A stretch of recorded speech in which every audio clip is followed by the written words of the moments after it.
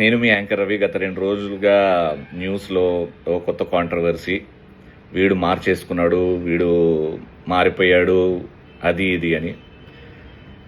Chhatrapati Shivaji మహారాజ్ని follow అయ్యేవాడిని, Hanuman Chalisa చదివేవాడిని, పొద్దున్న లేస్తే రాత్రి వరకు మనసులో ఓం నమ శివాయ అనుకునేవాడిని. కోర్స్ భారతీయుడిని, హిందూని. సో నాకు కూడా అంతే, నా మతం అంటే అంతే ఇష్టం. మతం కోసం నేను కూడా ఫైట్ చేసేవాడిని. అయితే బేసికల్గా ఏం జరిగిందో చాలామందికి తెలియదు, ఎందుకంటే యూట్యూబ్లో మేము చేసింది లేదు. చాలామంది హర్ట్ అయ్యారని డిలీట్ చేశాం.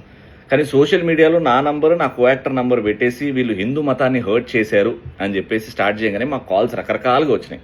అందులో ఒక కాల్ రికార్డింగే బయట వాళ్ళు రిలీజ్ చేసింది. బేసికల్గా నందీశ్వరుని స్టేజ్ మీద పెట్టుకో, సూపర్ సీరియల్ ఛాంపియన్షిప్ జీ తెలుగులో నందీశ్వరుని స్టేజ్ మీద పెట్టి మేము నిష్టగా చెప్పులు విప్పేసి చేసిన స్పూఫ్ అది. అంటే వీళ్ళని హర్ట్ చేయాలి అని రాసిన స్కిట్ కాదు, ఉన్న సినిమా సీన్ని మేము అక్కడ ఎనాక్ట్ చేయడం జరిగింది. అక్కడ చాలామంది హర్ట్ అయ్యారు.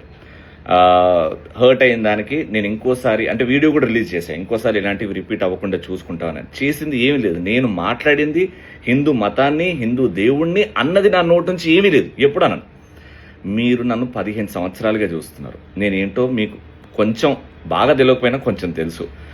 ఇలా నేను ఎప్పుడూ నా ఆలోచనలు నా నోటి నుంచి రావు, ఎందుకంటే నా మతాన్ని నేను ప్రేమిస్తా, నా దేశాన్ని కూడా అంతే గట్టిగా ప్రేమిస్తా. సో ఈ న్యూస్ ఛానల్స్ వాళ్ళు వ్యూస్ కోసం రకరకాల థంబ్నెయిల్స్ వాడుతున్నారు. దయచేసి నమ్మకండి ప్లీజ్. నేనేంటో మీకు బాగా తెలుసు, అండ్ ఇలాంటివి ఫ్యూచర్లో జరగకుండా నేను జాగ్రత్త పడతాను. ఆల్రైట్, జై శ్రీరామ్.